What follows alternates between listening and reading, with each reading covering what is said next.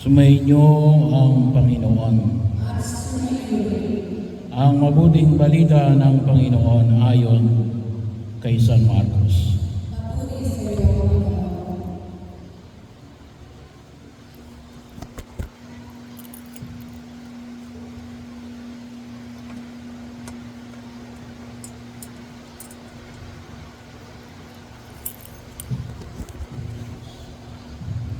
Noong panahon yon, si Jesus at ang kanyang mga alagad ay nagdaan sa Galilea.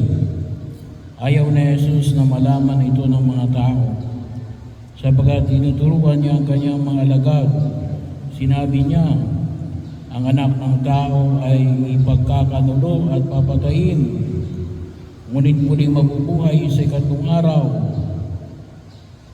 Hindi nila naunawaan ang sinabi niya, ngunit natatakot naman silang magtanong sa kanya. At dumating sila sa Capernaum. Nang sila'y nasa bahay na, tinanong ni Jesus sa kanyang mga alagad, ano ba ang pinagtatalunan ninyo sa daan?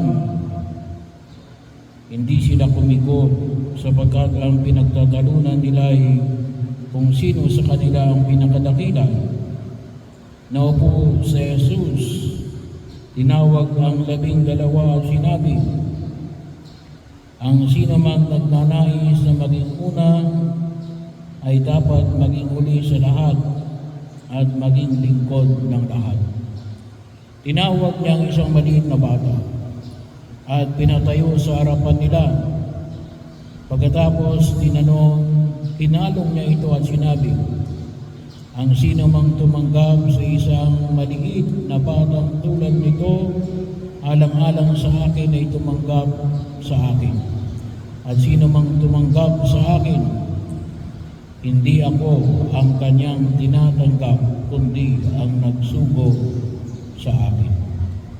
Ang mabuting balita ng Panginoon.